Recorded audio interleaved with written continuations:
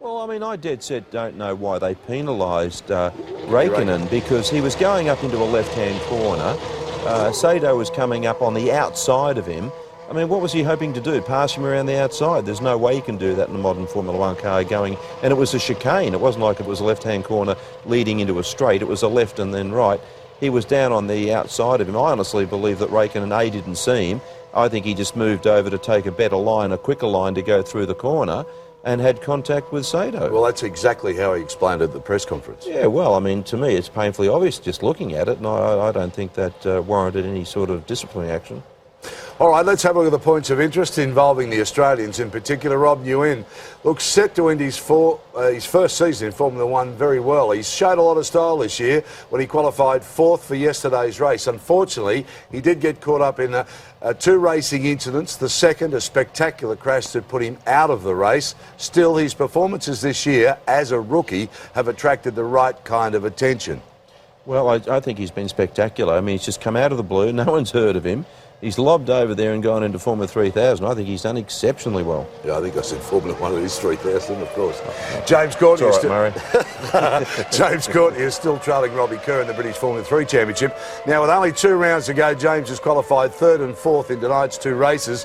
He needs to beat Kerr home both times to keep the title in his sights. He really has fallen off a bit, hasn't he? Yeah, it's a big ask. I bumped into his manager at Sandown last weekend, and you know, it hasn't sort of really fallen his way, and it is really now right in front of him. Bahrain have confirmed they'll host a Formula 1 race in 2004, though they don't have a racetrack as yet. It's expected the event will happen at the end of the season, with either Austria or San Marino making way for the new race. Jaguar would find out later this week what parent company Ford's plans are for its future. Stay racing as Jaguar, or less likely the option is to sell the team to the Red Bull team for their Red Bull Team USA and become solely engine suppliers. Well, isn't it ironical that they should whack the thing on 5th and 8th position on the grid tonight before that meeting? I mean, I think it's a spectacular leap forward for them here. It proves that the engine's got plenty of grunt, and hopefully they've got the aerodynamics a lot better, and the car's working, obviously, to have both cars in the top 10. Great effort. Now, that affects Mark Webber, as persistent rumours have him linked with a seat at Jaguar next season. If Mark does go to Jaguar, Paul Stoddard will get a discount on his Ford engines for next season. Regardless, Minardi will have a new driver in Jos Verstappen, with Alex Young as their test driver. Well, I think Alex Young needs to be test driver somewhere, because he just quite obviously hasn't got it to be a full-time Formula One driver. And, you know, it doesn't matter how big the wallet is. If you haven't got the ability, what's the point of it? Just touching on Aussies that have gone very well in Monza, Alex Davison finished second in the Porsche Super Cup, which was a great effort. I mean, that's a race which is the curtain raiser to a lot of the Grand Prix in Europe. It's a very competitive formula. And Alex finished second here at Monza today, which is a great effort. Yeah, sure. OK, let's go across now to James Allen and Martin Brundle for the Italian Grand Prix at Monza. The car is now fine. He is up and running. But as you say, James, we'll start from the back of the grid. Such a wide pit straight here at Monza. Such a historic view, isn't it? Stretching back over 80 years they've been racing here. 51 Grand Prix in total. All the greats have launched themselves off of this start grid. The Clarks, the Fangios, the Nuvollaris. And that just hasn't changed that aspect one bit, despite the fact that they've moved buildings and built podiums. Truly, of course, taken out last year anyway here with when Jenson Button ran into him. Kimi Raikkonen moved back, as you've heard earlier on, moved back a slot. But that's more than just a slot. It also moves him onto the inside and the less clean line of the track. So quite a big penalty there for Kimi Raikkonen. Schumacher there just adjusting his visor. The last cars coming into position. There you can see Trulli at the back of the grid in the Renault. And Minardi looks as though he's not quite sure where to go, just going over to the right-hand side. Well, you want to know what it feels like to go from 0 to 210 miles an hour in a matter of a few seconds? You're about to find out. Vibrations enormous, and we are go at Monza, and Montoya, not a great start. He has to cut right across the front of Schumacher, but look at the Ralph Schumacher goes around the outside of Montoya, down towards turn 1. Ralph has the line. Montoya is down the inside though, and this is what he was talking about. When Ralph has to run wide, they both both run wide. Ralph takes the lead, but he had to go through the speed humps to do it. Someone's lost their front wing though, Martin. Yes, indeed. There's a Jaguar very slow in there too. De La Rosa was slow. Will Ralf Schumacher be penalised for that? Crazy driving from the two Williams drivers, but I suspect Michael Schumacher did have less fuel load. He just found he was blocked by two Williams in his way, and there was a McLaren there getting well out of shape as well. Don't see Coulthard in there. It was Raikkonen, I think, coming through the picture quite sideways. So Ralf Schumacher leads, but will he be allowed to keep it? He definitely cut through the middle of the chicane. Montoya second, Barrichello is third, fourth Michael Schumacher, fifth Irvine, sixth Raikkonen, sorry, 6th Irvine, 7th McNish, 8th Coulthard, 9th Salo, 10th Panis. I think it's Coulthard's front wing that's gone missing, so he seems to be the one slipping back down the field. I think I could see him in the very back of the picture there, minus the front wing. Two Toyotas running up there well too, look.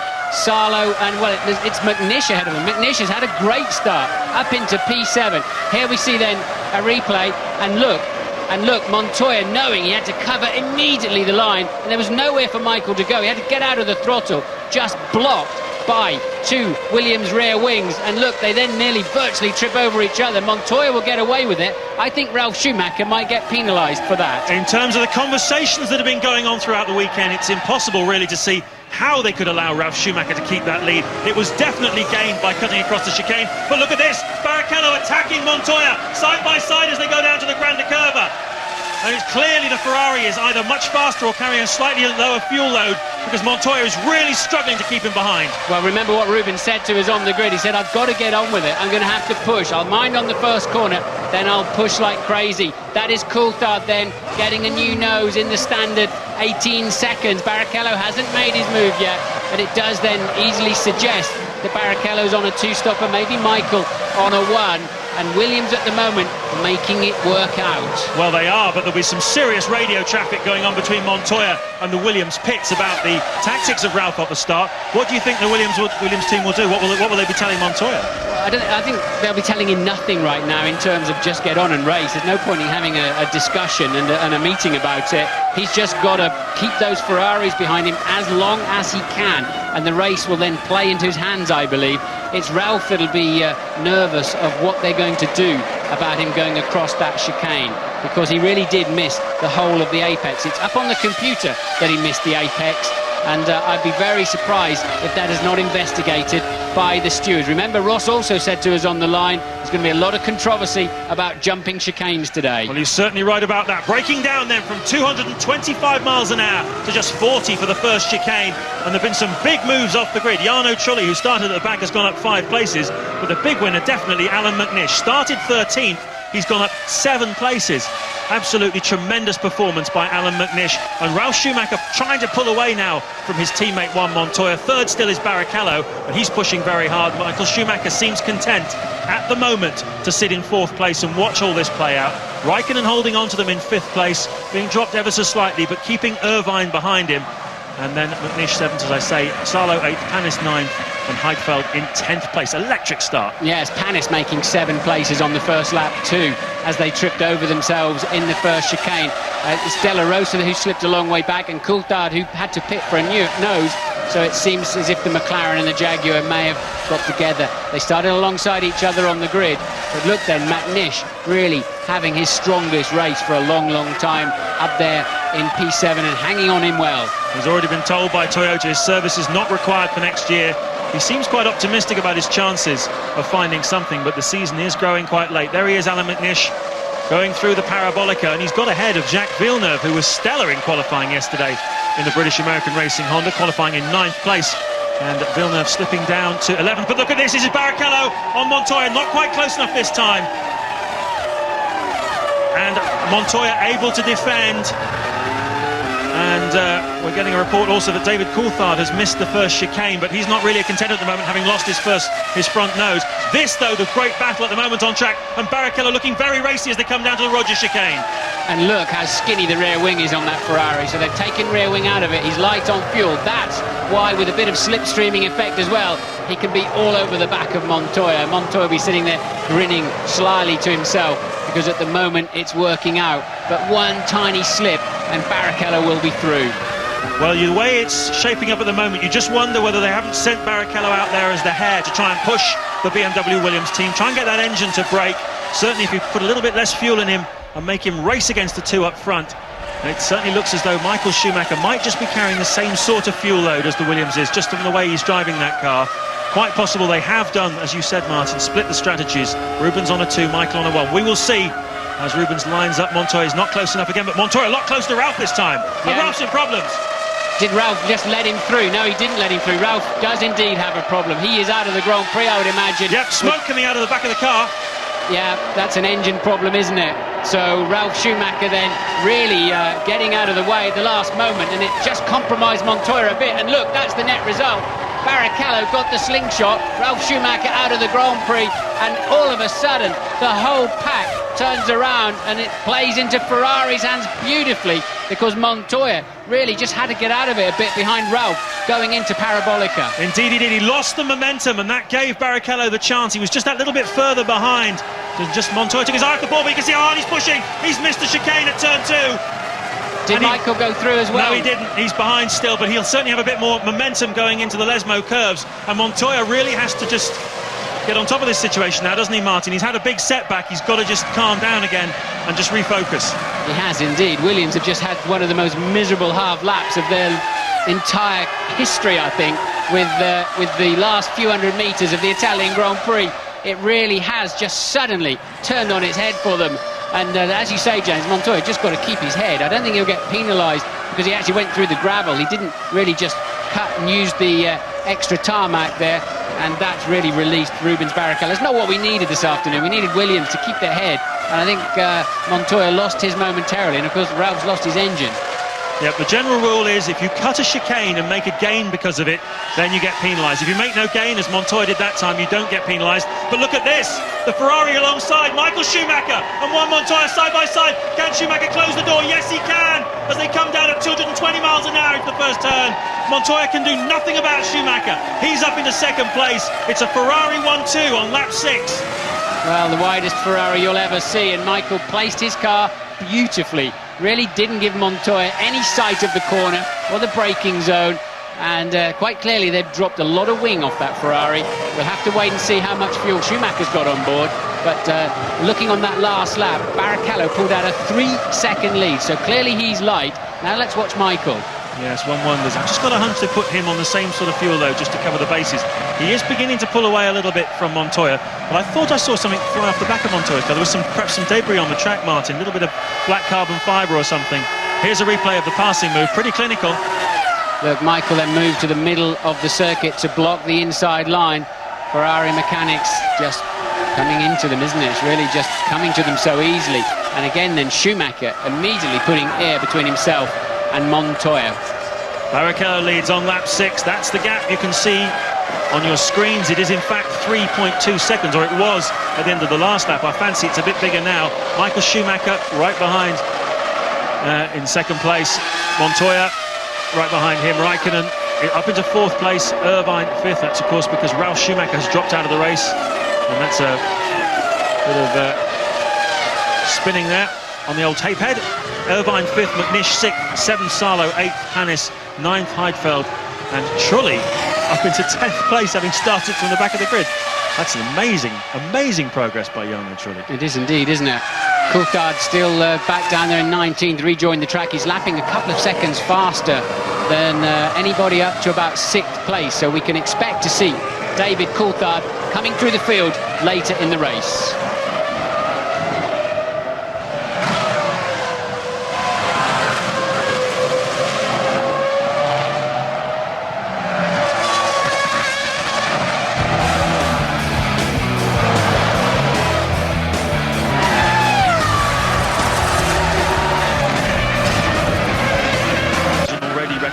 Season to be one of the 4 or 5 best in Formula 1.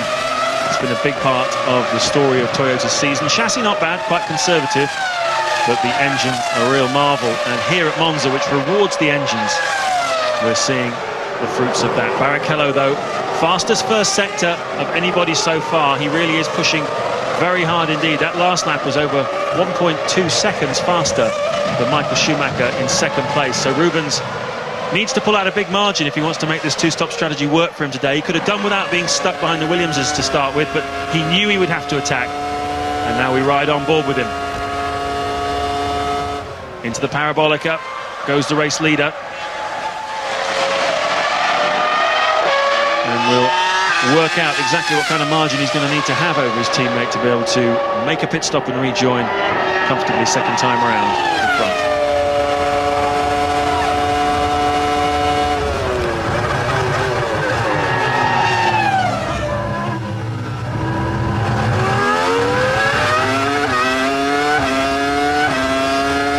Live at Monza, Italy, you're travelling at about 190 miles an hour in the cockpit of race leader Rubens Barrichello. We've got a Ferrari 1-2 at the moment, with Juan Montoya in third place in the BMW Williams. Early race leader Ralf Schumacher blew an engine about 2 laps ago. He is no longer part of the equation here. Back on board then through the Lesmo Benz with Juan Montoya. With Rubens Barrichello, about 95 miles an hour through the second Lesmo. Ted, what can you tell us? James, Juan Pablo Montoya definitely did damage part of his barge board when he went over the curb there, when he went over the chicane. I don't think they'll be able to replace that when he stops for his pit, but they might be able to adjust his wings to compensate. You might think it looks bad for Williams, but remember that Montoya will be fueled to go to much longer than the Ferraris, to about lap 30 or 32, while Michael is going to have to stop a lot earlier than that. Yes, the barge board is, to follow up on what Ted's saying, is the vertical panel that's fitted to the chassis behind the front wheel, as Villeneuve really racy, trying to get past, Panis trying to get past McNish there. That is for 6th place, so Villeneuve dropped right back. There's been an incident in there somewhere we have not seen. Villeneuve back down to 12th, and it's Panis on the move in the BAR. But that barge board's a turning vane that controls the air through the side pod and over the rear wing, and it will hurt Montoya's performance bouncing through the gravel trap, which of course he did in Hungary too, didn't he, and spoiled his own afternoon. Well, Olivier Panis, you're watching here, was 6th this morning in the warm-up, which certainly led an awful lot of people to conclude he was thinking of doing a two-stop strategy today to go on the attack from the outset, because he started the race in 16th place on the grid. So certainly that seems to be what's happening. Currently in 7th and really making a nuisance of himself with Alan McNish, who's running a fantastic 6th. Having started in 13th spot on the grid. This is lap 10. Barrichello leading Michael Schumacher by 8.6 seconds. Montoya 3rd, 5 seconds behind the world champion. Raikkonen 4th, 6 seconds behind Montoya. Then it's Irvine right behind Raikkonen. And then this fantastic scrap in the midfield. McNish, Panis, Salo 8th, Eichfeld 9th, Trulli 10th, and Button in 11th place in the Renault as we ride on board with Rubens. Yes, heading down to Parabolica then. It is so far in the distance, isn't it? Look, the corner's down there somewhere. I watched him turn in. I saw a lot of understeer when we were on board with him a little bit earlier on, and I see it again. He's really not quite got the front end of that car hooked up. It's very secure, but you tend to lose time hovering around the apex. I wouldn't be at all surprised, James, if a lot of these midfield runners are not two-stopping. They're keeping 4th place Raikkonen and 5th place Irvine very honest. You can see them all there in the same straight. And I'm surprised they're able to match the pace of the McLaren and the very strong Jaguar this weekend. And so it wouldn't surprise me at all if they don't pit quite early, this little gaggle. Well, the early signs at the moment are that we are on a record pace here. Rubens Barrichello is going fast enough at the moment to get the fastest ever Grand Prix in history after 10 laps here at Monza. But this is the focus at the moment of the battle between the Toyotas and the BARs and the Saubers, this tremendous scrap in midfield. It's been so competitive all through the season in Formula 1 this year. Well, this gap, these cars like Jordan, Sauber, Toyota, BAR, all in the mix. Sometimes, like yesterday, 7 cars separated by just 2 or 3 tenths of a second in qualifying. If you have a good day, you're at the front of that train in qualifying. If you have a bad day, you're at the back of it, and you've got a lot of work to do. And you can just see how close it is on race day. Yes, a lot of talk that BAR will change its name to Lotus, and I'm told that's absolutely not the case. It's not going to happen, but there's been a lot of speculation in the, certainly in the motor racing press, that they're about to revive the Lotus name on that car, but apparently not. Certainly BAR are going to change the name. The new management under David Richards, the boss of World Rallying, of course, he doesn't want to call his team British American Racing anymore. I think he feels it's associated with the failure and perhaps even, dare I say it, decadence of the early years of that team. He wants to move forward, he wants to rebrand and start again. And it appears the other team owners are in agreement to let him do that. Just need to focus on it. I hope they don't get focus group together and sort of call it something like Consignia or one of those dreadful modern names. We really need something that's got a racy feel to it. But definitely BAR and Richards adamant that Tyrrell, Brabham, Lotus, the names from the past, they absolutely will not resurrect those. Well, they can call it what they like as long as it wins is the main thing, isn't it? McNish going well, P6 in the World Championship points. He's not scored a point yet in his Grand Prix career. Should have back in Malaysia, save a wheel gone missing. Louise is with Ralf Schumacher. That's right, the first man to go out of the race is back with us now. Ralf, just talk us through the start of that race. It was drama right from the beginning, wasn't it?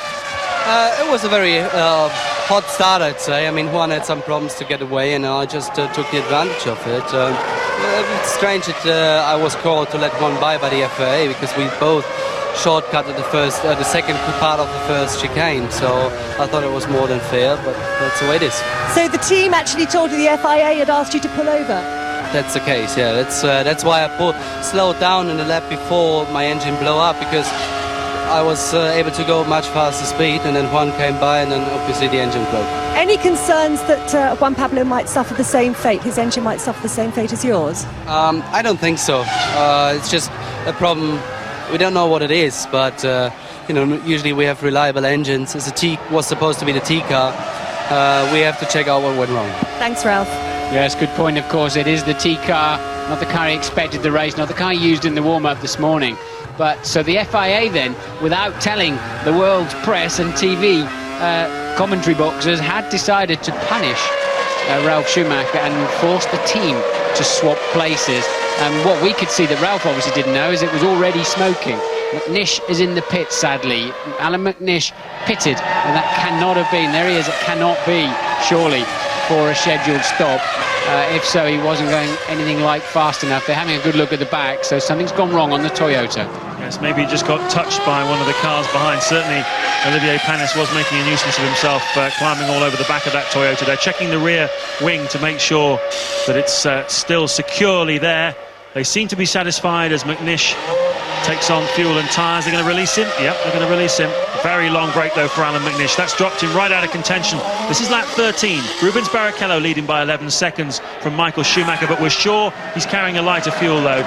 Montoya still third. Fourth is Raikkonen, fifth Irvine, and sixth now Olivier Panis.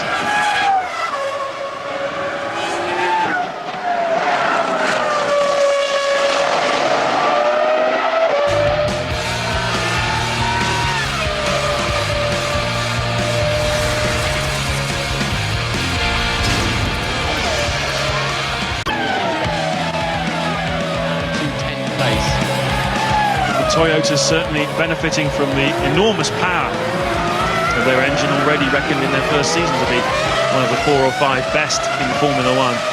It's been a bit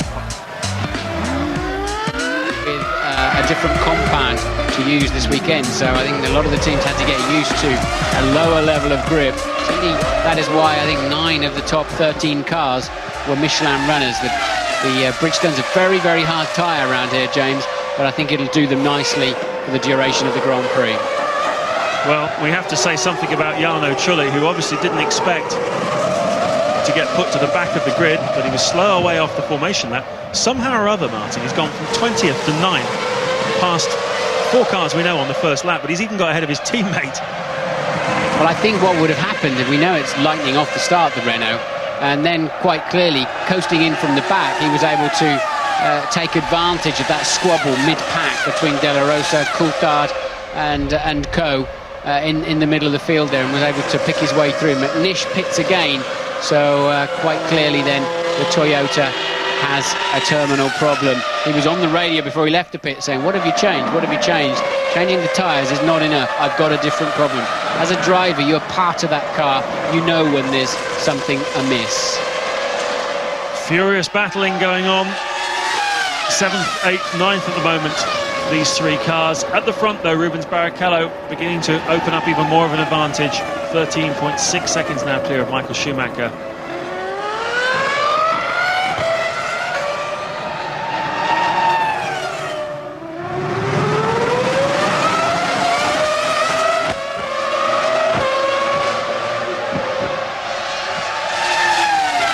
Lap 15 of the Italian Grand Prix at Monza, and that is the Jaguar getting a little bit bent out of shape at the chicane. We've got a tremendous scrap here going on in the midfield. Panis, Salo, Heidfeld, Trulli. And we must mention that Jarno Trulli has gone so well. Last on the grid at the start, having had a problem on the parade lap. He's managed to fight his way back up to 9th place using that tremendous launch control system. This is Della Rosa and Massa. Della Rosa had a problem in the first chicane, dropped from his high grid position right down the field, currently running 13th. That move did not stick, of course. Sadly, Alan McNish only completed one more slow lap before retiring the Toyota from 6th position, so bad day for McNish. Coulthard still down in 18th, although he's closing on the midfield quite quickly. But, who else have we got? Irvine up in the top 5 then, he's in 5th, and staying within 3 seconds of Raikkonen, so the Jaguar continuing its strong pace. Yeah, Eddie Irvine lapping 1 minute 26.3 that last time by, and Kimi Raikkonen a 1:26.2, so just a tenth slower than the McLaren. And the Jaguar team will be very happy about that. Irvine saying at the beginning of this weekend that the only thing in common this car has with the Jaguar that started the season, which was so poor, qualifying usually 19th and 20th for the early races, the only thing in common is the bit he actually sits in. Everything else, suspension, wings, the whole lot, engine, electronics, has all been changed. And finally, they seem to be getting their act together. Yeah. The shot you saw was Coulthard in the foreground. He's going to be lapped because he stopped for a new nose, and that is Barrichello behind him then. And look, Barrichello lapping so fast, James. If Michael Schumacher even is on a one-stopper, I think he's already got some 15-odd seconds lead. We'll see at the end of this lap when Michael hasn't crossed the start-finish line yet, so we don't know the lead exactly. But he's heading towards having a pit stop in his pocket, even over his teammate Michael Schumacher. 15.9 seconds the lead now. Barrichello absolutely flying. Yep, took 1.3 seconds off Schumacher on that last lap, as he has done really most of the last few laps after he got past the Williamses. Ralf Schumacher led off the line. Juan Montoya was allowed to get past him after the team told Ralf to let Montoya through. Ralf had cut the chicane, and almost immediately Ralf Schumacher's engine blew. And as that happened, Montoya was able to pass, and that's a front left puncture for Della Rosa, possibly as a result of what we saw him earlier on, him going straight on at the chicane. That looked very violent. As Barrichello goes through to lap Coulthard, and it looks like Pedro Della Rosa's afternoon is coming to an end. So we've lost one of the two Jaguars. There he is, you can see it top left of your screen. Yeah, Della Rosa's got a broken front suspension, so he's had a nibble out of the back of Massa's Sauber, no doubt about it, and there's a bit of debris. Let's have a look. Well, this is after the incident. So Della Rosa then, and a piece of his front wing going into the middle of the racetrack. A little piece of it on the racing line there, just. So wouldn't fancy being the marshal that went to collect that, and in fact I hope they don't send anybody out there to collect it. You were talking about this suspension, Martin, the new carbon fibre suspension they have as opposed to the old-fashioned metal stuff. It brakes much more easily in a sense, although it's obviously a lot lighter. Yes, it does, but it's very strong, only in one direction, the direction in which it functions. In any other direction that it's knocked, it's like an egg, it just breaks so easily. In fact, it's very much like an egg, isn't it? Sometimes it's difficult to bust an egg if you push it in the right way. But yeah, you could walk up to any of these cars on the grid, and I've often thought about it, not doing it, but how exposed you are. You could break the suspension of any of those Formula 1 cars on the grid by giving it a hefty thump with your foot. How could you think such a thing? No, I'm just saying, you know, that, but it's just to express how weak the suspension is really in a direction that's not normally working. There is Massa then having a trip across the grass this time. Yes, well, we wondered whether he'd had some sort of contact with Della Rosa that led to that puncture for the Jaguar and the broken suspension. You can see a little bit of the Jaguar wing on the right-hand side. This is lap 18. Now, the two-stop pit stop window, as we look at the rear suspension there, failure of Massa. Right rear puncture, so that will be then the sidewall. That will have been from the front left of Della Rosa's car. Probably the wing end fence punctured Massa's rear tyre, and I'm wondering why he didn't make it through the gravel trap there. Barrichello scything his way through the traffic on lap 19. And he has a lead of around 16 seconds over Michael Schumacher. To make a pit stop and rejoin ahead, he's going to need around about 26, 27 seconds. So he's not going to do it first time round, but obviously the whole point of a two-stop strategy is that it puts you ahead second time around when everybody else has made their one and only stop of the afternoon. One stopper's coming in around about lap 32, we expect. and the two-stop is 18 to 20. So Rubens Barrichello right in that window now. Is he going to be making a stop in the near future? Yes, he's been held up slightly through the traffic, James, and that's compromised him, really. He was moving away, as you said, over a second a lap. Suddenly, through the traffic, Michael Schumacher has also responded by going faster. He suddenly began to realise, too, that Rubens was getting way out there in a very commanding position. Montoya, 31 seconds behind Barrichello. So Barrichello will rejoin. He is pitting this lap. Barrichello will rejoin ahead of Montoya, providing he doesn't have a drama of a pit stop like he had last year.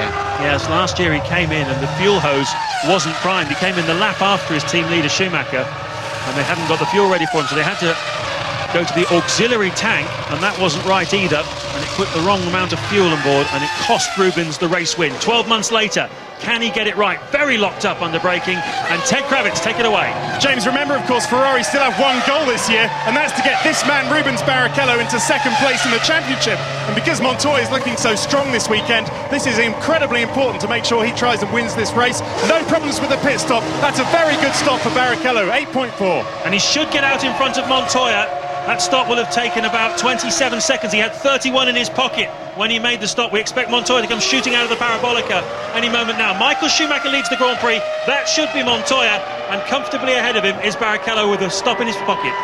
Yes, now he's got to get on with it, though, because he's still not in a good enough position to win the race. This middle sector is going to be all important. If Michael is indeed one stopping, then somehow or other Rubens has got to really get on it now and get track position after that final stop. They've both got one more stop to do then, unless Michael surprises us by being off the pace and pitting two for a two-stopper. Olivier Panis comes in from 6th. Tremendous start to the Grand Prix for him, from 16th place on the grid.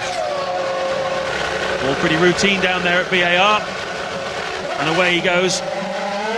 Now, interestingly, where Ferrari, the two cars have been racing each other since the championship was decided a couple of months ago, where they've been racing each other, Martin, generally speaking, it's been two-stop races, and the team order has been you race until the second stop, and then whoever's in front after that goes on and wins the race. That was certainly the story at the Nürburgring.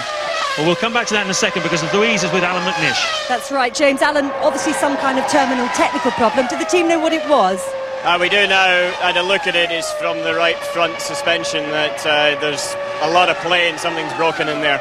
The team were looking at the back of the car when you came in first of all, though. Yeah, radioed. The car was very difficult under braking for about 3-4 laps beforehand, and also in a Ascari chicane in the change of directions. And it felt to me like it was from the rear, and so I gave them information about that. And really, we didn't look at the front, but it didn't change it when we went out. Very frustrating, because you were really on it right from the start, weren't you? It's a very good race. I knew we had a good car for the race, and I was very confident of that by the times we were able to do on Saturday morning. And so therefore I'm extremely disappointed, to say the least. Were you on a two-stop strategy? No, we're on a one-stop. Thanks, Alan.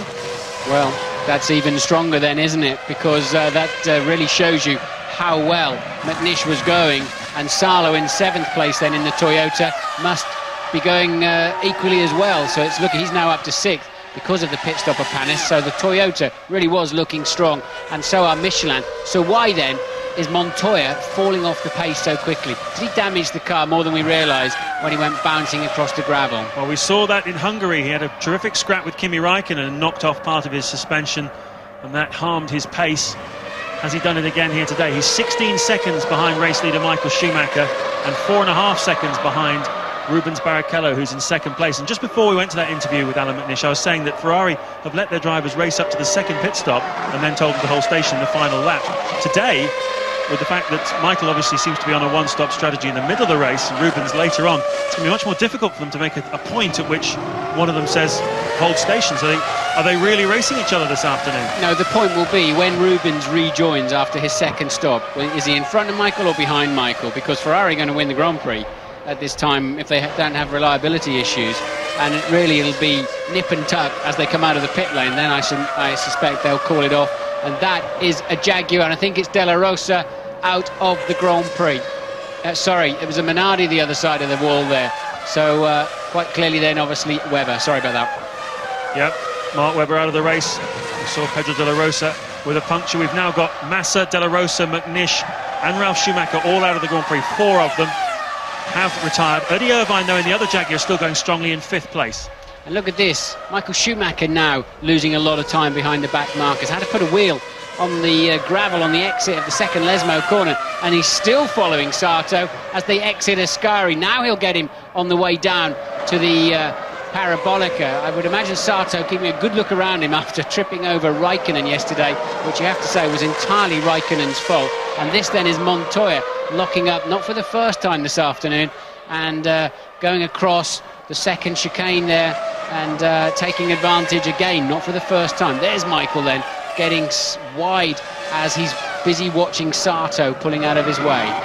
Schumacher carving his way through the traffic. Let's go back to Montoya, though. Seems to be struggling with that Williams, the handling. He's locked up the brakes a couple of times. Is that him? Is it the car losing that aerodynamic efficiency because of the part he's lost from underneath it? Does it make that much of a difference to the way your car handles? Well, I'm surprised it looks like he's got so many problems. I mean, they had a long test here last week. They've been running all weekend. They seem to have the perfect setup. And all of a sudden, he's absolutely nowhere. But if the barge board has gone or a piece of front wing has gone, it does affect your braking badly. I was asking him yesterday whether the discipline that he seems to have in qualifying, whether it's something he doesn't quite carry over into the races. It's obviously very, very important to be able to keep the pace up in races. He said, well, it's simply the case that races are longer, there's a lot more pitfalls, a lot of things to go through. It's much easier to make mistakes in a race than it is in qualifying, and of course it shows more as well. So, lap 23, Michael Schumacher leading as Jarno Trulli pits from 8th place, Barrichello 2nd, Montoya 3rd, Raikkonen 4th, 5th Irvine, 6th Salo, and the one-stoppers will be coming in fairly shortly.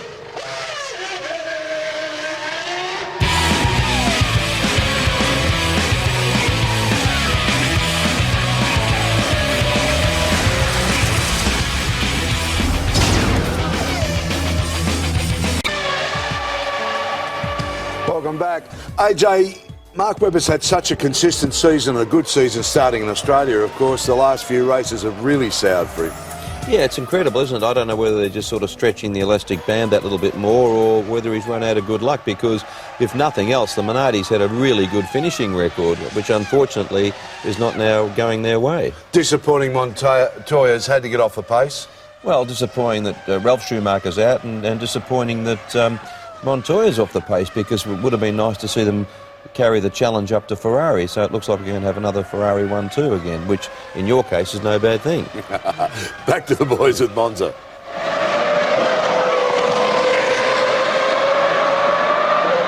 Lots of long straights giving on to slow chicanes, lots of opportunities to pass under braking. There is Montoya, gives you an idea of how much he's dropped back as the Ferrari finally passes the run. That's how long it took him, even with all those waved blue flags.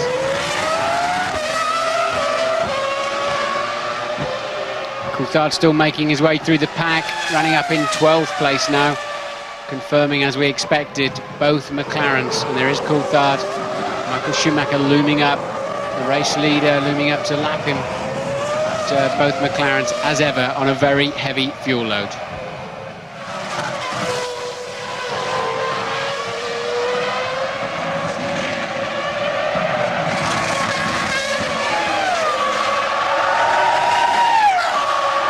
Lap 25 of the Italian Grand Prix. Michael Schumacher leading by 8.9 seconds now from Rubens Barrichello, who is closing down on his team leader. They're on different strategies.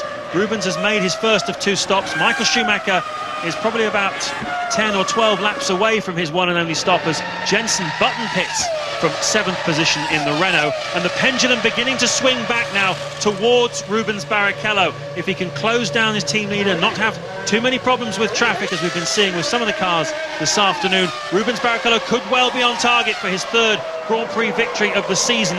Montoya a rather lonely 3rd place still for BMW Williams, and a very lonely 4th is Kimi Raikkonen in the McLaren-Mercedes. Eddie Irvine, though, we haven't seen much of him this afternoon, but he's still going very, very well indeed. He's been on the pace all weekend, right from the first time the car hit the track on Friday morning. He's been there or thereabouts in the top 7 or 8. And right now, he's still in 5th place, looking good for more points for the Jaguar team. And if they could stay where they are there, in 5th place, they'll give them 2 points. They would overhaul British American Racing in the Constructors' Championship. So we'll keep an eye on that. Also keeping an eye on the pace of this race. We're expecting it to be a record fastest ever Grand Prix, and at the moment they are still on target for a new record. Michael Schumacher leads, but he's just done his fastest lap of the race. He's absolutely on the ragged edge. He knows that this is a head-to-head with his teammate. Barrichello's just lost time through the traffic. We saw him overtaking Jung down into the Parabolica last time around, so not a good lap for Rubens previous to this one, but nevertheless he must have more fuel on board now than Michael. Rubens, having just pitted, has the heavier car, and still he's able to go faster than Schumacher lap by lap with a clear track. Well, he pitted on lap 19 and took on enough fuel for about 19 or 20 laps, so we're expecting him to come in the late 30s. Michael Schumacher will have to stop around about lap 32 to 35 in this Grand Prix. So as you say, Martin, he is carrying more fuel than the world champion. But you sense that Rubens really wants this one this afternoon. He's well up for this, isn't he? You think Michael Schumacher, looking at his pit board, apparently it said L2, now L1. I'm surprised the team really advertising, if they are advertising, when he's coming in. It gives the game away, rather, although they're not really racing anybody. And now we've got the inboard, so Schumacher then pits at the end of this lap. That's quite early, James. Does that imply to you that they're changing the strategy slightly? No, it implies to me that they're one stopping, but it's a short one stop. Indeed, it is the halfway stage, which is lap 27 of 53. And you were talking on the grid, Martin, to the various people about the size of this Ferrari fuel tank. Certainly it is smaller than the tank on the McLaren and the Williams as well. And that was considered to be a handicap here this weekend, because obviously going longer on the first stint is the best way to go. And Ferrari not able to go as long as their main competitors. But sure enough, they seem to be bringing Michael Schumacher in earlier than we expected, certainly. This is almost bang on half distance, and the race leader is going to come in. This is going to hand the lead back to Rubens Barrichello. Now, Juan Montoya is 20.6 seconds behind in but third he didn't place. come in. He's not come in. No, he got in the slipstream of the Sauber and he's gone past. So what was that all about? Was that a tactical thing, or was that a mistake? Should Michael Schumacher have pitted that time? He clearly has not been lapping super fast, and the team are ready for him still. Did they suddenly discover through the computer they could squeeze another lap out of it? I don't know. He was given a pit board rather than a radio signal. It's very unusual for a driver to be given a pit board, but let's not forget that his race engineer here is different. It's Chris Dyer, the Australian, as opposed to Luca Baldessari. Are there communication problems down there, Ted? James, I think that's definitely a possibility. As you say, I've never seen them put L1 and L2 and then the in sign on the pit board before, so you've got to assume either he can't hear them or they can't hear him. Well, either they're trying to dupe somebody into coming in, but I don't think so. I think there's genuine concern there on the Ferrari pit wall. But I tell you need binoculars to see your pit board at this racetrack, especially if you're not really watching out for it. Michael's still sliding the car through the Ascari, and Rubens has got the better setup today. There's no doubt about it. Rubens' Ferrari is handling better than Michael's, but will he pit this time? He'll be running out of gas soon if he doesn't. Well, the tyre covers have been off his tyres, and the temperature will be dropping and dropping. He comes out of the Parabolica. Is he coming in this time? Yes, he is. The message has got through, and Michael Schumacher dives into the pit lane. Now, as I mentioned before, Juan Montoya 21 seconds behind the race leader, and that means he will be in front when Schumacher comes out, but Montoya has yet to stop. Michael knows he's got a race on. He absolutely maxed it out to that white line. You're coming off the racetrack here at 180 miles an hour, and suddenly you've got to get down to that speed limit of just 50, and it's sort of an imaginary line, really. You can't see it until you get to it. Not a bad stop, but nothing special for Michael Schumacher, and he knows he's got a real race on with his teammate this afternoon. Yep, 10.8. Let's bear in mind he's only stopping once, so that's why the clock was running longer than it would for Rubens Barrichello's stop. He's taken on more fuel than Rubens Barrichello, around about 60 kilos of fuel in total. Eddie Irvine has dived into the pit lane as well in the Jaguar from 5th place. He had a 23-second advantage over Mika Salo, who was in 6th. There is Irvine, having a really terrific afternoon. It's the first time, really, that we've seen him, Martin, but he's been driving superbly for a guy who appeared to be on his way to the exit door of Formula 1. Yes, indeed. I mean, they've hooked the car. We've been waiting for Jaguar to get it right now for a while, and thank goodness they have, because it's nice to see them up there really keeping McLaren honest today, that's for sure. McLaren not having a stellar weekend, but Irvine really has genuine pace in that Jaguar. Once again, look at this. Jenson Button ahead of teammate Jarno Trulli. Although Trulli got ahead of him somehow during the early stages of this race, having started from the back of the grid. Once again, through the course of the pit stops, Jenson Button has got in front of Trulli, underlining that he does appear to be a better racer than his Italian teammate, who is without doubt the better qualifier. Louise, what can you tell us? I've just been trying to catch up with Pedro de la Rosa to have a word with him about that incident we saw earlier on. I tell you, the man is very, very angry, and that's very unusual for Pedro. Basically accused Massa of driving dangerously. I then went down to see Felipe. Just as I was about to talk to him, he was taken off, I think, to see the stewards, so it appears that they're very interested in hearing his view on that incident. I'll let you know if there's any further news. Yes, unfortunately, I think we haven't got that here with the Italian TV feed. We didn't see the incident, we only saw the aftermath.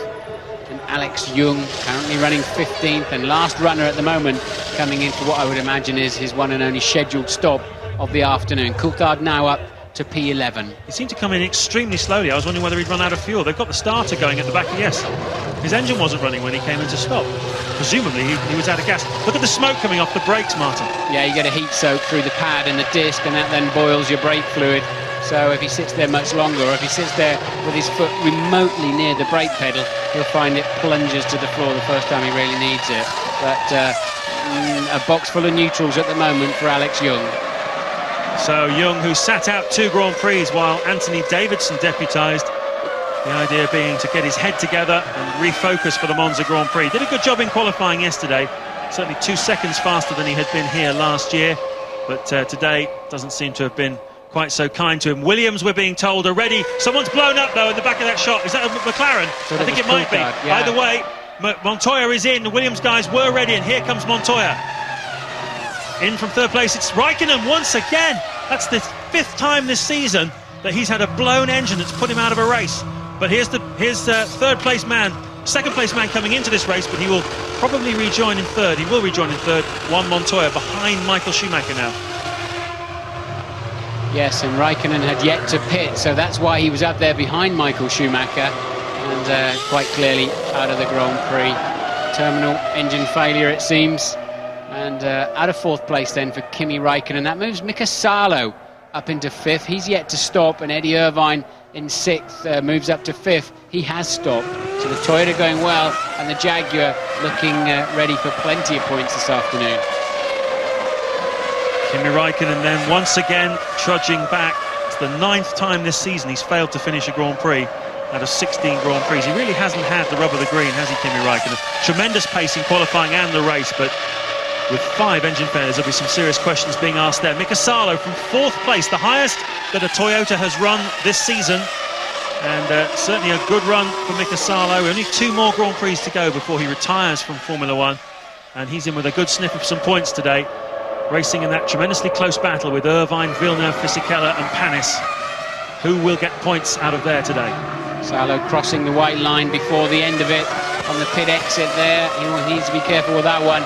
I'm not convinced he is retiring yet. I think that was a bit of an aggressive and angry reaction to getting fired from Toyota. I think he's still considering if something reasonable came up. I can't imagine what it'll be, but I think Salo's still, especially if he has a strong drive this afternoon, but I hope he won't get penalised for running over the white line on the exit of the pits. Let's just talk a little bit then about Irvine, who appeared to be going on his way out of Formula 1, about Salo, who appeared to be the same thing. How much can one good drive at this sort of stage of the season turn around your fortunes? It's such a fickle business. You're 0 to 0 or the other way around quite quickly, and it ebbs and flows. And if you're having a couple of strong results just at the right moment, like Eddie Irvine is, suddenly your confidence is higher, and people, they've got to make decisions based on something, haven't they, these team bosses, and they're not always the best informed.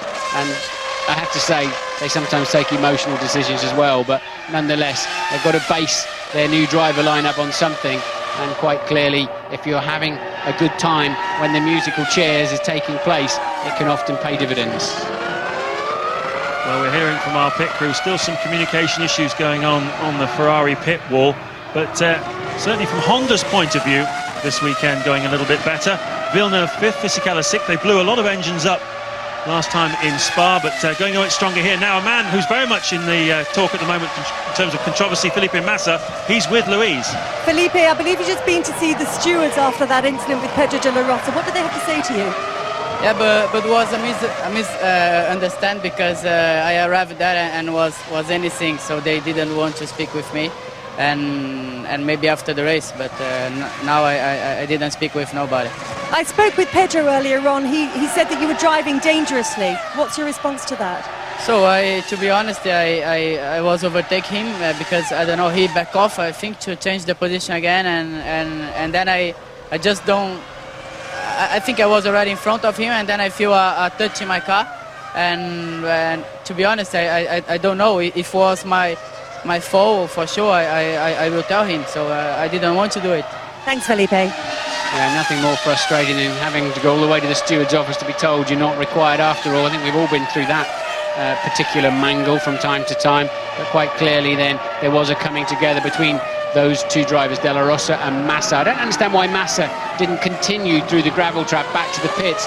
It was a puncture. He probably thought he had something more seriously wrong with the back of his car. Ferrari then throwing up the gravel. Barrichello leads by 24.2 seconds from Michael Schumacher. He's heading into having a pit stop in his pocket zone. Montoya is third, 48 seconds behind Barrichello.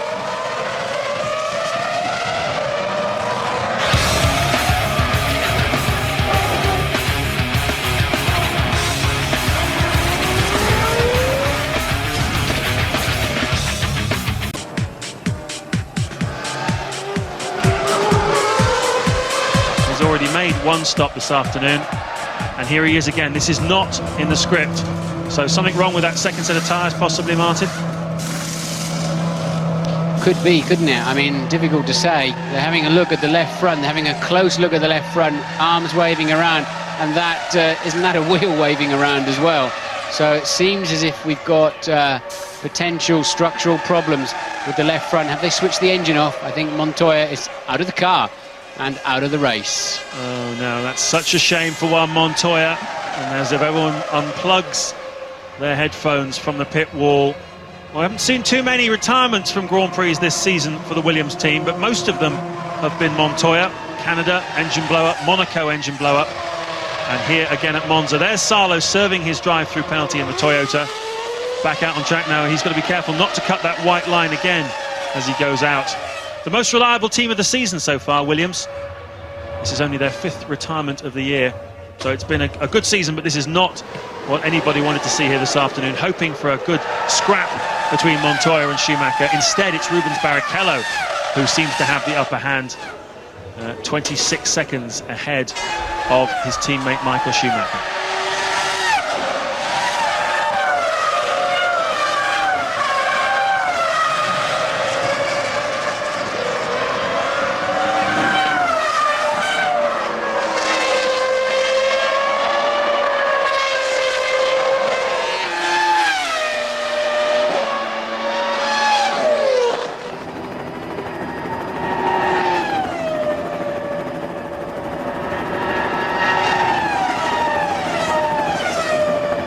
18 laps to go of this 53-lap Italian Grand Prix. Rubens Barrichello, 26 seconds ahead of Michael Schumacher. He needs about 27 or 28 to be able to make his second stop sometime in the next 4 or 5 laps and rejoin ahead of the world champion. Jacques Villeneuve making a pit stop there from 6th place. Good chance of some points today for the British American racing team.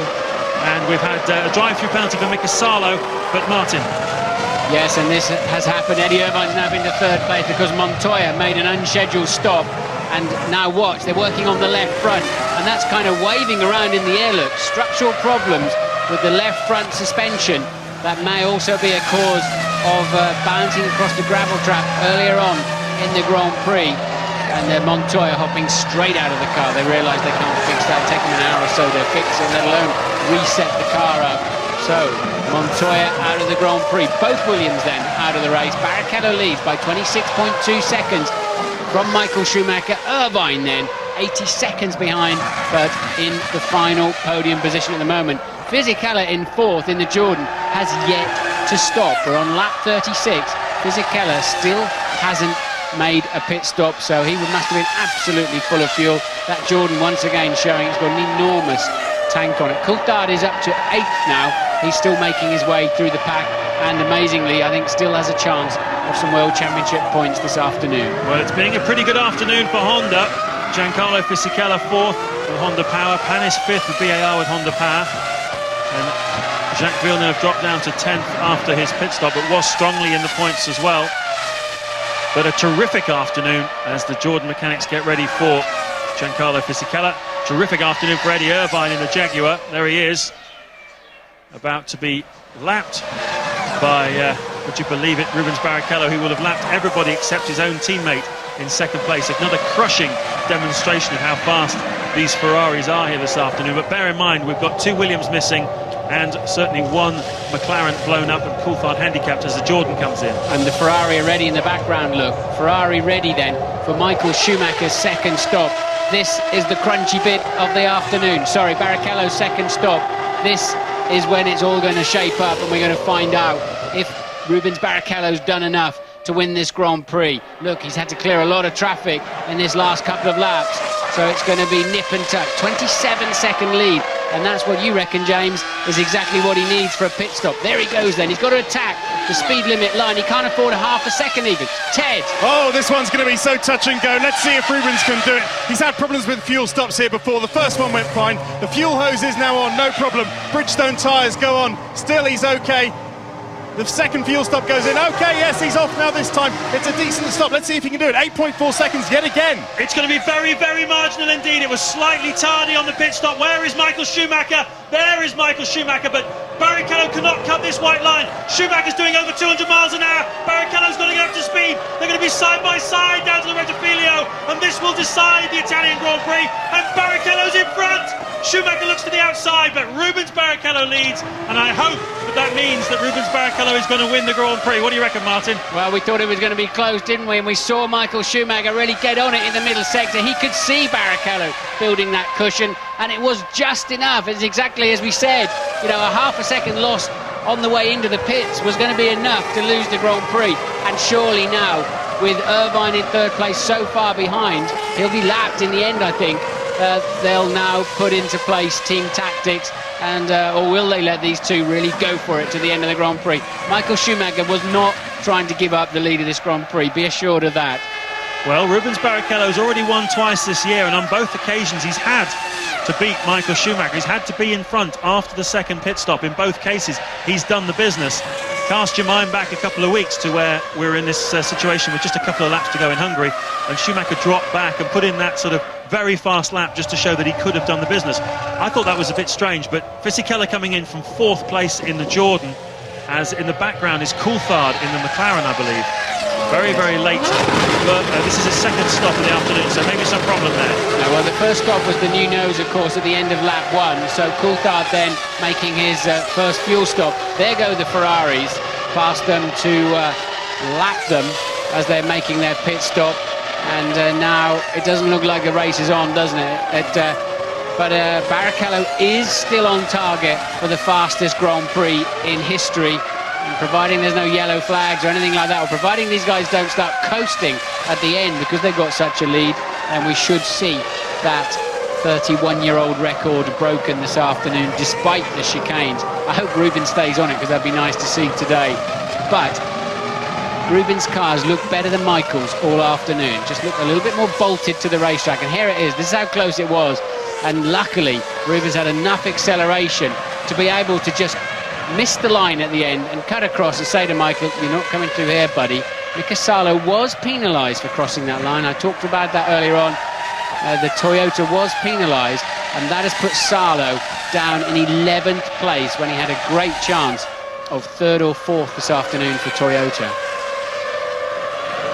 Well, it's been a season of broken records for Ferrari. Michael Schumacher becoming the first man ever to win 10 Grand Prix in a season, pushing his total up to 63 wins, 5 World Championships. The records fell in front of them like petals. But if Rubens Barrichello can win this race at a record pace today, that's one record in particular that Michael Schumacher will not take. This, though, is a terrific scrap. This is Eddie Irvine in 3rd place and Olivier Panis in 4th, having started 16th on the grid. Panis really having a fabulous afternoon. We believe he has to stop again, though. He is on a two-stop strategy, so Irvine will be mindful of that. He knows that they're not necessarily racing each other, although they're racing each other right now on the track. Panis does have to make another pit stop, and Irvine will be mindful of that. But certainly at the moment, Irvine heading for Jaguar's best ever result in Formula One, equaling the podium they got in Monaco last year. And it couldn't come at a more opportune moment. Terrific scrap between these two also in the Constructors' Championship. They're only 1 point apart in the Constructors, so a lot to play for here, and a lot of sponsors and engine manufacturers fighting over this. Panis down the inside, though, cuts through, but I think Irvine's aware he's got another stop to make. Yeah, wise head on Irvine there. There's no point in tripping over Panis and losing a podium, because it would just be pointless, and he would be pointless, because it is really Panis. Irvine will have been informed. Panis is yet to stop again. So 14 laps of the 53-lap Italian Grand Prix still to go. Barrichello leading by 2.3 seconds ahead of Michael Schumacher. Panis now third, fourth Irvine, fifth Trulli from last on the grid. Remarkable effort by Jarno Trulli, but we believe the Renaults have both got to stop again. They're currently running in fifth and sixth place. Fisichella seventh, having gone very deep into the race. That strategy for Jordan looks like it might well pay off this afternoon.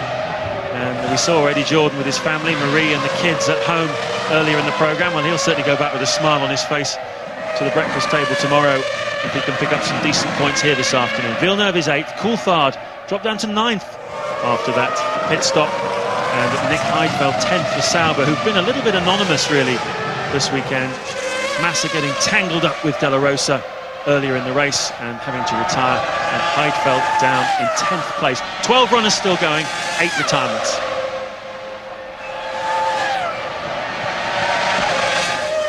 Jarno Trulli, I thought he made quite a late first stop though, James. I don't know if they can stretch that out. Certainly a strong performance from the back row of the grid. Makes you wonder where he would have been had he not have had that gear selection problem on the grid. But Trulli then put out a gap. There's Jenson Button, some 5 seconds behind him. Louise is in the pits. Yeah, I'm with Juan Pablo Montoya. Started from the front, but once again unable to make a win out of that. I understand a suspension problem, is that right? Yeah, suspension failed. You know, that's the race. A bit of a shame, but, you know, not much you can say. Any idea when the damage happened? I was going into the second chicane. As I turned in, just the inside wheel came completely off the ground. You had such a good chance of winning this race. You seem very philosophical about this failure, though. You know, races, you can't do anything about them, you know. When, you know, at the moment we don't have the performance Ferrari's got, and it's clear. You know, I think on one lap the tires worked really well, but in the long term they're still ahead of us. This is a car breaker, isn't it, this circuit? Yeah, it is a little bit, but, you know, that's the races. Thanks, Juan Pablo. Montoya pragmatic as ever, and sad for us.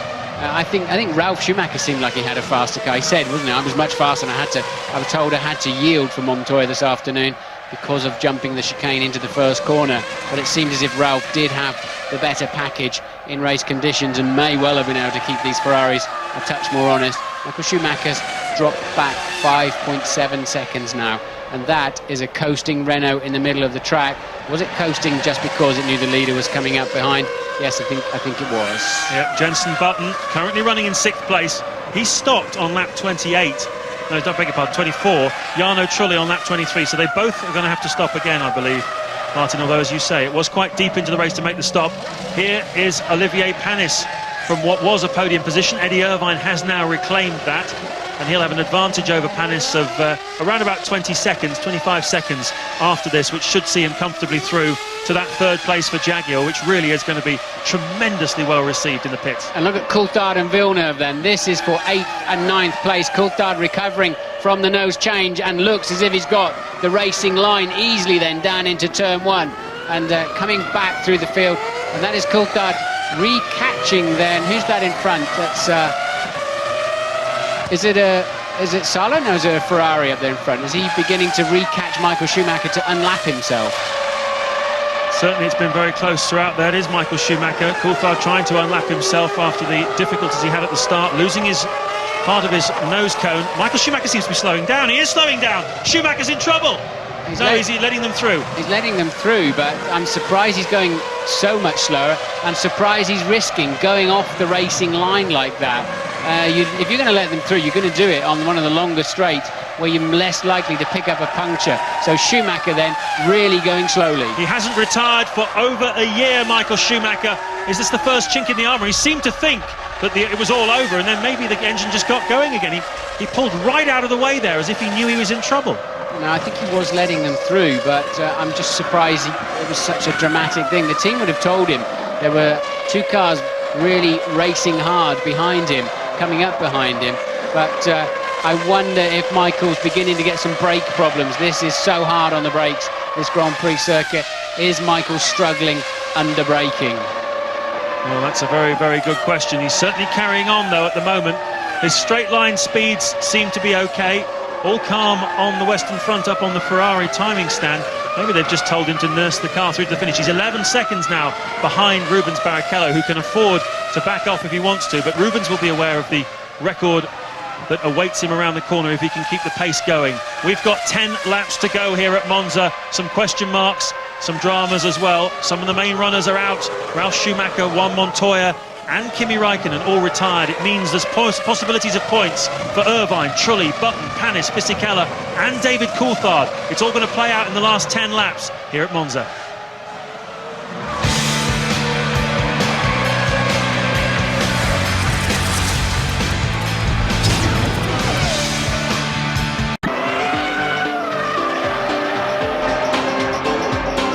Trulli's pretty comfortable in 4th, Button in 5th, but you're sure they've got to come in again, yeah, for some fuel, so that's going to put them right back into the pack. I'm not absolutely convinced about that, but nonetheless, Coulthard has a chance to catch Fisichella and Panis. There's 5 seconds between the lot of them, and Button indeed. So that 5th and 6th place is not finalised at the moment, maybe even 4th. Well, they came in on 23 and 24. Trulli on 23, Button on 24, and then stopped for about 9 seconds, which is less than half distance. And the people stopping at half distance were stopping for about 10 seconds. So unless they had amazing fuel delivery, it has to be very marginal for them. Perhaps they were just taking a gamble. Yeah, it's curious then that they would be stopping so late. Strange strategy if that's your two-stopper. But you know, you're right. They had to absolutely brim them up, which would suggest they needed to stop for longer than that. Yep, unless they started with more fuel and stopped earlier than they needed to. It's possible, who knows? But anyway, it matters because at the moment, Trulli's 4th and Button's 5th. And that is the princely total of 5 points, I believe, which is a big chunk for the Renault team, who are currently on 15. That would take them up to 20 points and put them safely in 4th place, which is a big deal for them this year. They have to finish 4th. There's an awful lot riding on that in terms of bonuses within the company, I'm told, and all sorts of other things. Coulthard then still chasing down Fisichella, now just 9/10 of a second behind him. That's for P7.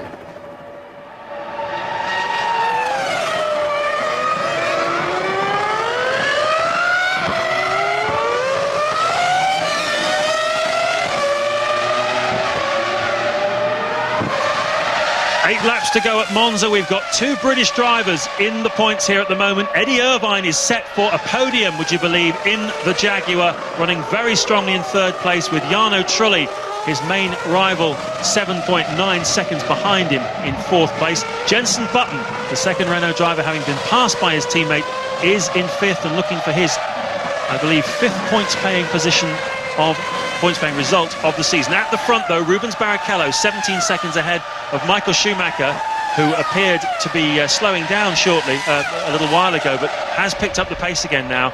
Perhaps he was just getting out of the way of some people that wanted to unlap themselves.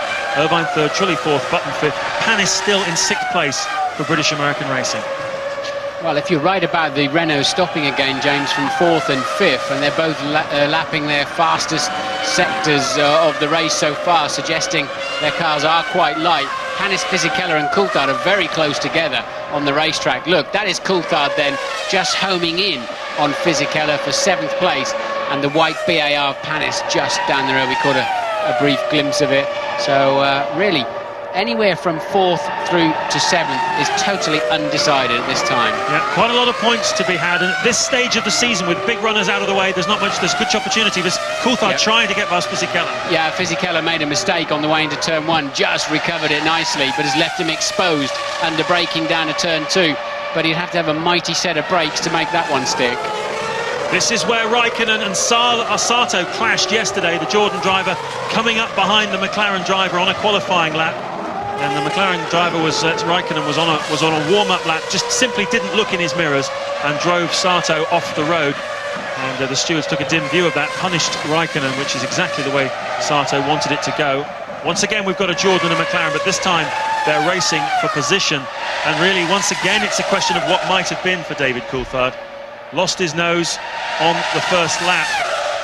And with the car that he's had under him today and the way he's driven, you'd have to say he'd have definitely gone on the podium in third place. He probably would have been ahead of Eddie Irvine. Certainly would have given him a good run for his money this afternoon. But David Coulthard really looking at 1 or 2 points, absolute maximum, depending on whether the Renaults have to stop again. If they do, they're leaving it very late. 7 laps to go. He's in the zone for a good slipstream. The McLaren faster down the straights, but he's losing time through the Lesmos and losing a bit of time on Fisichella. Is he close enough? Just about, isn't he? That'll be a big stop then, DC. Can you get it turned in? No, you can't. You may well be penalised for that, my friend, but you didn't lose the place, so you live again. But he's lost momentum, look, and he'll have to put that space, close that space again. There he goes, look, Coulthard just braking really a little bit too late, quite clearly, and it didn't work, but he had to do it. It had to be tried. It was worth a try. I was going to say you think it was worth a try. It certainly was. He would have been penalised if he had stayed in front of Fisichella and cut that chicane. That's the way the rules work. But although he cut the chicane, he didn't gain the place, and therefore he will be not penalised and able to attack again. Now the big question mark with these guys, do they have to stop again? Certainly not looking very likely at the moment, Martin. I think you might be right. And a big incident there for one of the Toyotas of Salo. We've already lost McNish, and Salo getting very wide out of the Parabolica. Yeah, Salo having had a drive-through penalties back there in 11th place. But once again cutting that line on the exit of the pits and having a very leery moment on the outside of the Parabolica. I mentioned before, there's a big scrap between VAR and Jaguar, as once again the Ferrari getting out of the way. They're nursing this car back to finish. That's race leader Rubens Barrichello getting out of the way of this battle between Coulthard and Fisichella. The Ferraris do seem to have backed off now, lapping about 2 seconds slower than the Jordan and the McLaren, who are scrapping over 7th place at the moment. Well, you can say goodbye to that fastest race then, I would have thought. Rubens now lapping in the 1 minute 30s, 11.5 second lead. And he's on lap 49. I think he's just really coasting to the end of the Grand Prix. And they're more interested in getting a first and second than a new fastest ever Grand Prix time. And Coulthard then has immediately made that ground back up. Fisichella's 7th, but what it has done is given Panis a bit of fresh air. He's 2.5 seconds now up the road and still in possession of that final World Championship point. But Trulli and Button then, if they don't come in again, they must have stopped long before they were out of fuel, James. So that is why. That's why their strategy looks strange. They were happy to carry fuel. The fuel penalty around here is less than any other circuit in the world, so it's not quite so critical, but nonetheless a strange strategy. Yes, they stopped right between the window for a 2-stop and a 1-stop. It was neither one thing nor another, neither fish nor fowl, but it seems to have worked for them this afternoon. Very curious, especially when you consider Jarno Trulli started from the very back of the grid, having had a problem on the brake lap. Coulthard, though, galloping up to the back of Fisichella once again, trying to get in the slipstream, trying to get a drive out of Parabolica, so once again he can have a look under braking into the Rettifilo, the first chicane. Is he close enough, Martin? Oh, I think he's as close as he was last time, but of course when he got down there he had so much speed he couldn't do anything with it.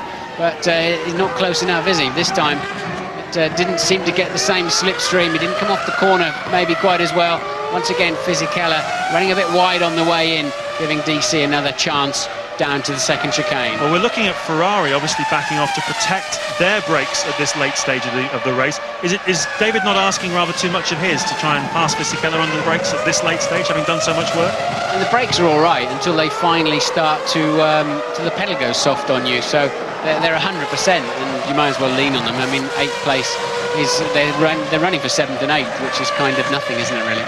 Well, it's very important for Jordan and British American Racing here, because these 4 points for Eddie Irvine, if he can stay where he is in 3rd place, will mean that Jaguar leap ahead of both Jordan and BAR and up into 6th place behind Sauber in the World Championship, therefore deposing BAR and Jordan down a place each. So a lot riding on this, and certainly Jordan and BAR would not have predicted earlier on in the season that they would find themselves below Jaguar in the Constructors' Championship with just 2 Grand Prix to go. It's been one of those days where front runners have dropped out. We've lost 2 of the BMW Williamses, we've lost Kimi Raikkonen's McLaren-Mercedes, and that's opened the door for Jaguar and Renault to get points today, and they have delivered where others have failed to. 3 laps to go. So look at this, Jarno Trulli then just 4.5 seconds now behind Eddie Irvine in 3rd place. So Trulli hasn't given up on a podium position this afternoon either. Well, we were saying before that the common wisdom in the paddock is that Button's the better racer, Trulli the better qualifier, but certainly at the moment, as David Coulthard gets very close to the back of Fisichella into the Roger chicane, Trulli is having perhaps his strongest race for a long, long time. Yes, and there is that fight. It's quite a bit of track though, isn't it? These speeds, 4.5 seconds is a lot of racetrack, but truly he's just nibbling about 2-3 tenths of a second per lap away from Eddie. I think Eddie's got that one under control. Ferrari clearly more concerned with getting the maximum 16 points here this afternoon, and the win for Barrichello, which should pretty much secure his 2nd place in the Drivers' Championship with 2 Grand Prix to go, unless he has terrible misfortune in the last 2. They're more worried about that than they are in getting records this afternoon. The option was there, the possibility was there for a record pace, but they back right off now. Rubens Barrichello, 1 minute 27. So you can see he's letting cars by, letting cars unlap themselves. Just pointing out to somebody that he wanted them to pass him on the left, I think, there, rather than indicating any sort of problem. Yeah, you can actually see when the driver puts his hand out of the car like that when you're following behind, because especially at Monza where there's so few elements in the rear wing, and the monocoque shape goes just behind the driver's head, and it's quite a good way of saying, I know you're there, and it's quite clear he's going to go that side, otherwise he'd be on the grass, but it is a good way of just telling them, look, I've clocked you and I want you to go through. Coulthard has got in front of Fisichella. We didn't see it, but he's up into 7th place, probably into the 1st chicane, judging by the fact they're now going through the 2nd chicane. And how he did it, we're not sure, but it will definitely have been a bit of business at turn 1, no doubt about that. Yeah, Fisichella's been threatening to get out of shape, hasn't he, in turn 1? And clearly that's where it happened, because when they crossed the start-finish line last time, Fisichella was still in the lead, and by the exit of turn 1, he'd lost it. So Fisichella then back down to 8th, but Coulthard has got 2.5 seconds to get to Panis for a point. Look at this though, the 2 Ferraris almost together. The gap has gone down from 18 seconds to just 4. 2 laps to go to the finish. Barrichello, we hope, is not having any kind of problems. This is presumably a formation finish for the Italian media, for the Italian fans here in the grandstand. This is the great homecoming after another crushing season with winning both championships. But it's Rubens Barrichello and not Michael Schumacher that's going to win in Monza. Let's just talk about what that would mean to Rubens Barrichello, to stand on that famous podium with a huge crowd below him on the track, the big Ferrari flags opening out, all the hysteria and the emotion. For Rubens, an emotional man, what will that mean to him? I think it'll mean a lot. He should have won this race last year, of course. He deserved to win the race without the refueling dramas, and he's used the same strategy this year, and it's going to win in the race. And I have to say, he was faster than Michael, had a better setup than Michael, and of course he had so few laps in practice and qualifying because of the dramas with his engine and other issues with the car. So Barrichello really has delivered. So is this the 2nd or 3rd time this season that he's actually beaten Michael Schumacher on the racetrack? Some people would say he beat him in Austria but was forced to pull over and let Michael Schumacher through. So that would have been perhaps 3-4 times this year that in the same car Michael Schumacher's been beaten by his teammate. Very, very interesting. It's been enough for Schumacher, of course, to win the World Championship at the other Grand Prix. But here at Monza, it's Rubens Barrichello. As Martin was saying, a very troubled practice session. He's turned it around when it really mattered. 4th on the grid, but 1st on the last lap, which is the one that counts. Eddie Irvine still looking strong, though, for the final podium slot. Be interesting for him, wouldn't it? The ex-Ferrari driver up there on the podium in Monza with the Ferrari drivers. Good news for Eddie Irvine. He's still over 4 seconds clear of Jarno Trulli. So into the Parabolica for the last time. It's going to be yet another Ferrari 1-2 in this season of seasons for the Italian team. Rubens Barrichello wins in Monza, right ahead of his teammate Michael Schumacher. Another crushing display by the Italians, another wonderful demonstration of made in Italy and how good it can be in front of this huge crowd at Monza. It's not been a classic Grand Prix, but it's certainly been full of excitement and entertainment. We've had all kinds of incidents and we've all kinds of interesting results. Rubens Barrichello wins from Michael Schumacher second. Eddie Irvine anytime now will cross the line and get Jaguar's second podium in Formula One to match the one in Monaco. And then it's Trulli fourth, Button fifth. Another very good result then for the two Renault drivers, and Olivier Panis in sixth place. So that should consolidate Renault in fourth place in the championship, which is exactly what they wanted. And it means Jaguar, here comes Irvine. This is going to leap them right up ahead of Jordan and BAR in the championship. Terrific day for the team. Yeah, I think Rubens Barrichello gave the flagman a fright, and here we go then for fourth, fifth and sixth and seventh for Coulthard. Coulthard did not make it past Panis, so Button then takes fifth. Panis sixth, the final World Championship point. Coulthard seventh, and Fisichella now crosses the line in eighth. So Martin, we've had a lot of strong drives. We've had drivers looking very promising who've dropped out of the race. Who's your driver of the day today? I probably didn't think I'd ever say this, but Jarno Trulli is my driver of the day. Started on the back of the grid, made his way through, kept his head, didn't have the fastest car out there, just 5 seconds away from a podium position. Sterling drive from him. Eddie Irvine very close behind for a good solid drive too.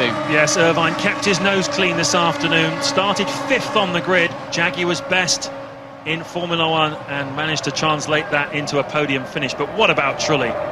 From the back of the grid after his problems on the formation lap, he cuts his way through to a very respectable and very solid fourth place, and a terrific drive by him. But really all the headlines tomorrow are going to be about this.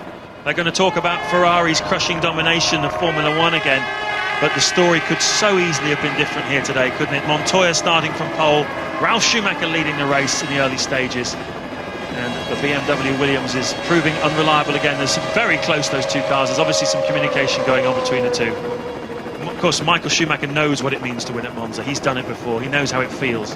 That's the money shot for tomorrow's newspapers. They're creating there. And Barrichello then, he's given up the days of crying on the podium, hasn't he, for winning when he won his first race. But this, I'm not sure. This will probably be, other than winning the Brazilian Grand Prix for him, I would imagine, this will be just about as emotional. The fans are already streaming onto the pit straight here. They touch the tarmac. They do anything they can to just be part of the day, and that tells the story, doesn't it? The Ferrari domination, presentation, and the Williams on the back of a truck. Yeah, another illustration of how Williams, like McLaren, are going to have to go away from the end of this season and scratch their heads and wonder how they are going to beat the red cars in 2003. Already the work is going on in the factories back in Italy and the UK on next year's car. Designs being finalised as we speak. Engines are already running on dynos. Already the team's thinking about 2003. And is what they've done enough to counter this red tide, which is currently... Look at that. Look at the crowd already on the start-finish straight. And you see the podium right out there. It's going to be quite some ceremony down there. Into Parc Fermé then, the cars will be very closely inspected later on. The park measured and checked over. A lot of tyre wear on the back of those Bridgestones, but quite clearly the blistering problems they were experiencing last week haven't happened today. The tyres stayed together, the brakes stayed together, everything stayed together. And once again, we've got a Ferrari driver on the podium for, is that the 52nd time, James? Consecutive time? 52nd time. Rubens Barrichello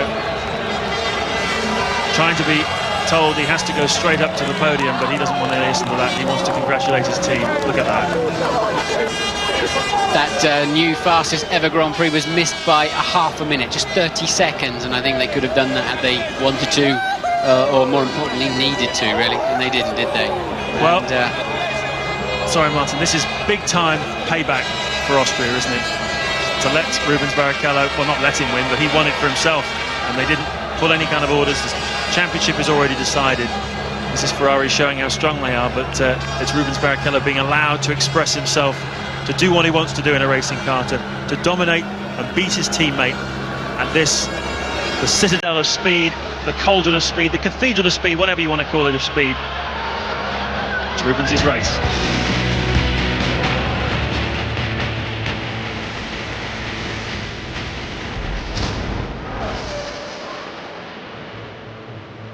What a drive, what a win, and what a race to win at Monza. Oh yeah, I mean, I think that, as they said before, apart from winning his home Grand Prix in Brazil, this had certainly been the second best win for him. Hey Jay, just while we're waiting for the other drivers to come out, we owe an apology to people on the east coast of Australia. There's been some mix-up with the satellite and the tape machines, and there's been a segment of this race that was repeated. All I can say is we're very sorry. I guess you're a little bit confused, so are we, because we're not quite sure how it's happened. There's no point in ringing the switchboard, that's why I'm explaining now. Give the girls a break, it's too late to do that. But I'm very sorry for the inconvenience. It may have caused you confusion, but it's something that's technical, and quite frankly, it's out of my hands. All right, let's come back to the podium. Look at that, unbelievable scenes. It's quite incredible, you know, like years ago, Colin Chapman with the Lotus Transporter, when they used to come and invade the pitch like this and come into there's the national anthem. I'll finish the story after that.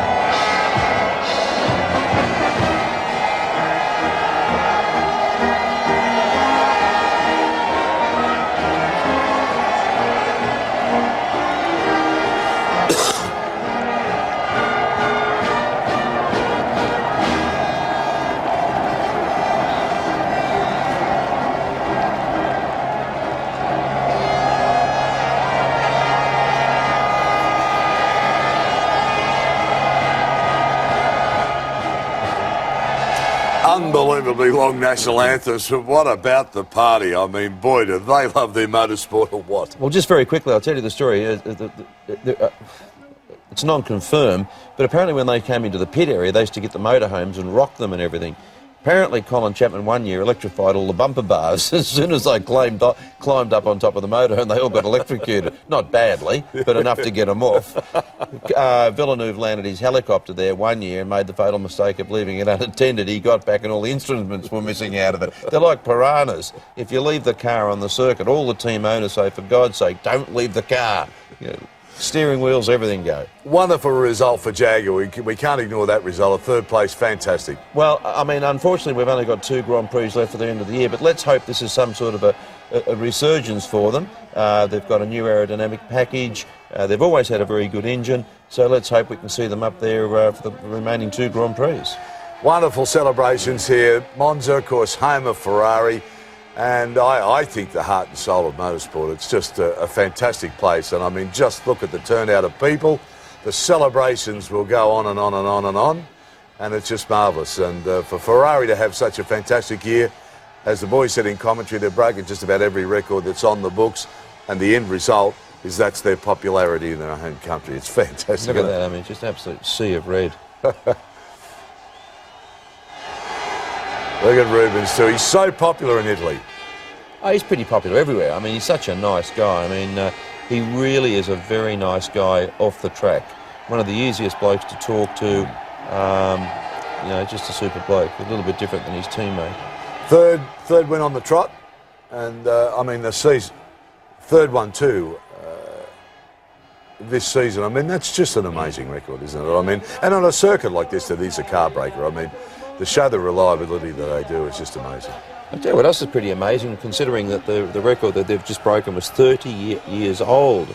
I think that was the very famous race, and I probably will be corrected, with Gethin and those boys in the BRM that had the. It was a race-long dice where they were just slipstreaming the whole way, but of course they didn't have the chicanes and what have you then that they do now. So an incredible record to break. And it was the closest margin ever, wasn't it? Absolutely. I think he won by 1,000th of a second. There was about 3 or 4 cars crossed the line almost abreast. I can see the car. It used to have the Yardley BRM Cosmetics colours. Well, Barrichello, a very popular victory for him over his teammate Michael Schumacher. Eddie Irvine, terrific for Jaguar in 3rd spot. And Truly in 4th, Button 5th, and Oliver Panis in 6th. So Button really salvaging a very bad qualifying position to come through there. Michael Schumacher now in the Drivers' Championship, 128 points over Barrichello 61, Montoya 44, Ralf Schumacher 42, David Coulthard 37, and Kimi Räikkönen with 20. Constructors' Championship, well, Ferrari 189, just in front.